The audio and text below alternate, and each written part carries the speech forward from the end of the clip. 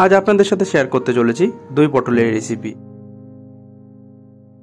এই পদটি পটলের অন্যান্য পদের থেকে একটু আলাদা, তবে এটি খেতে কিন্তু দুর্দান্ত। আমি আজ এটি সম্পূর্ণ নিরামিষ পদ্ধতিতে বানিয়ে আপনাদের দেখাবো। তো চলুন শুরু করা যাক। And yes, welcome to our channel chefs knife. দই পটলের জন্য এরকম সাইজের পটলগুলো নেওয়ার চেষ্টা করবেন, একটু বড় সাইজের।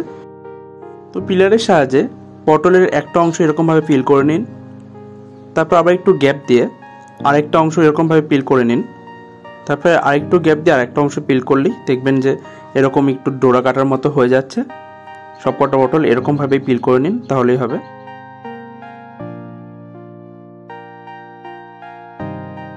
এবং পটলের দুটি দিকে ছুরির সাহায্যে এরকমভাবে কাট দিয়ে দিন, তাহলে এর ভেতরে মশলাটা ঢুকতে খুব সুবিধা হবে।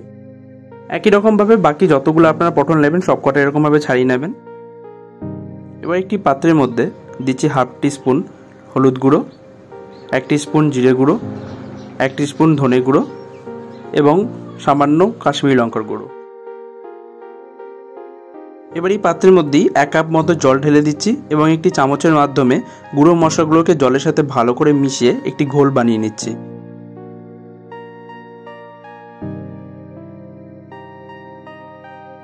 মশলার ঘোলটি রেডি হয়ে গেছে, আমরা এটাকে আপাতত সরিয়ে রাখছি, এরপরে পরবর্তী কাজটা করছি। এবারে একটি গরম কড়াইয়ের মধ্যে 2 টেবিল স্পুন সরষের তেল দিয়ে দিচ্ছি এবং তেলটি গরম হয়ে গেলেই এক এক করে সমস্ত পটলের মধ্যে ছেড়ে দিচ্ছি।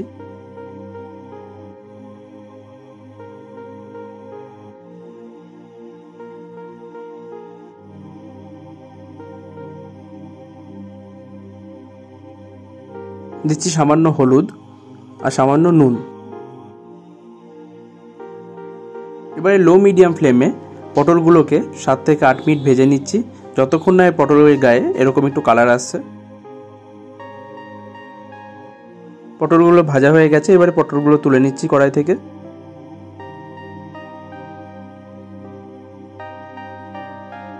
ওই কড়াইয়ে আর একটু তেল অ্যাড করে তেল গরম হয়ে গেলে এর মধ্যে দিচ্ছি গোটা গরম মশলা। গরম মশলার গন্ধ বেরোতে শুরু করলেই এর মধ্যে দিয়ে দিচ্ছি আদা এবং কাঁচা লঙ্কা বাটা।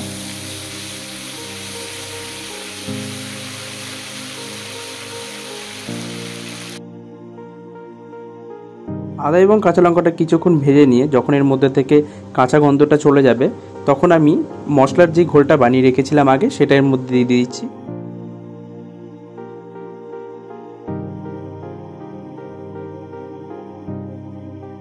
মশলাটা 3-4 মিনিট কষিয়ে নিয়ে যখন এটা ফুটতে শুরু করবে, তখন আমি এর মধ্যে অ্যাড করছি স্বাদ মতো নুন।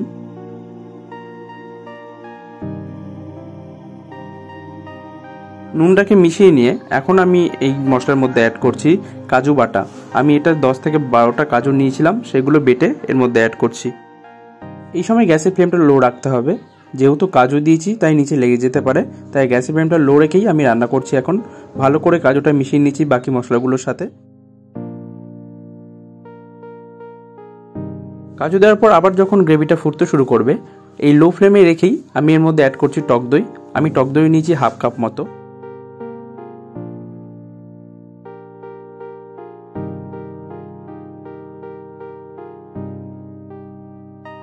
ভালো করে আমি টক দইটা বাকি গ্রেভির সাথে মিশিয়ে নিচ্ছি এবং এখন আমি লো ফ্লেমেই রান্না করছি।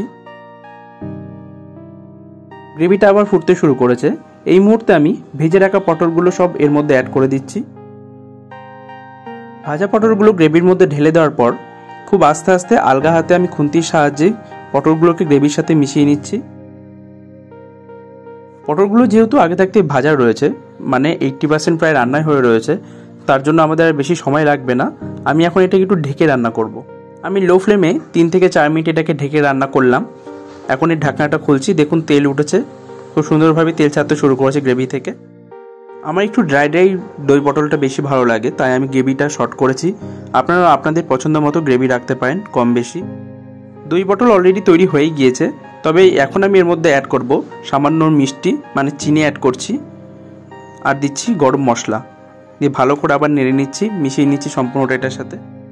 তো দই পটল সম্পূর্ণ তৈরি হয়ে গিয়েছে। আমি গ্যাসের ফ্লেমটা এখন সম্পূর্ণ বন্ধ করে দিচ্ছি এবং সার্ভ করে নিচ্ছি দই পটলটা গরম গরম। তো দেখে নিলেন দই পটল বানানো কতটা ইজি, তাই অবশ্যই বাড়িতে বানান। নিরামিষ দিনে কিন্তু ভাতের সাথে বা বাসন্তী পোলাওয়ের সাথে দই পটল দারুণ লাগবে। তাই আপনারা অবশ্যই বাড়িতে বানান এবং আমাকে জানান কেমন লাগলো আপনাদের। ভিডিওটি ভালো লেগে থাকলে অবশ্যই একটি লাইক করবেন এবং চ্যানেলটিকে সাবস্ক্রাইব করবেন। ধন্যবাদ।